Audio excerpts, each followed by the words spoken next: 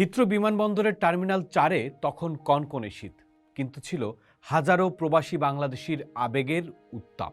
দীর্ঘ 17 বছরের নির্বাসন কাটিয়ে এক জনপদ ছেড়ে অন্য জনপদে পাড়ি দিচ্ছেন তারেক রহমান। প্লেনের সিঁড়িতে পা রাখার আগে তিনি একবার পেছনে তাকালেন। এই 17 বছর শুধু একটি সংখ্যা নয়, এটি ছিল অবিরাম আইনি লড়াই আর স্বদেশের মাটির গন্ধ পাওয়ার তীব্র আকুতি।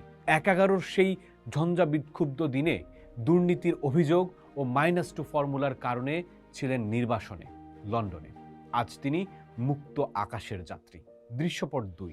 আকাশের বুক চিরে উড়োজাহাজটি যখন ঢাকার দিকে এগোচ্ছিল, তারেক রহমানের চোখে নিশ্চয়ই ভেসে উঠছিল 2008 সালের 11 সেপ্টেম্বরের সেই স্মৃতি, যখন হুইল চেয়ারে করে তাকে দেশ ছাড়তে হয়েছিল। দীর্ঘ 17 বছর 3 মাস 14 দিন পর আজ তিনি সুস্থ পায়ে আত্মবিশ্বাসে বলিয়ান হয়ে ফিরেছেন।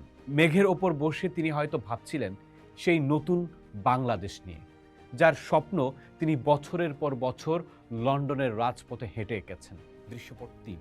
ঢাকায় শাহজালাল আন্তর্জাতিক বিমানবন্দরের রানওয়ে স্পর্শ করল চাকা।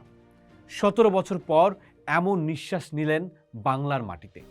রানওয়ের বাইরে তখন জনসমুদ্র, কর্মীদের কারো হাতে প্লেকার্ড, কারো চোখে আনন্দ অশ্রু। বিমানবন্দর থেকে বের হয়ে লাখো মানুষের ভালোবাসায় সিক্ত হয়ে তিনি দাঁড়ালেন গণসংবর্ধনার মঞ্চে। দৃঢ় কণ্ঠে তিনি বললেন, আপনারা আজ আমাকে যে ভালোবাসা দিয়েছেন তার ঋণ আমি শোধ করতে পারবো না, তবে আমি আপনাদের জন্য একটি সুন্দর আগামীর নকশা নিয়ে এসেছি। I have a plan. আমার কাছে একটি পরিকল্পনা আছে। এই পরিকল্পনা যে কোনো দল বা গোষ্ঠীর জন্য নয়, এটি 16 কোটি মানুষের রাষ্ট্র মেরামতের পরিকল্পনা।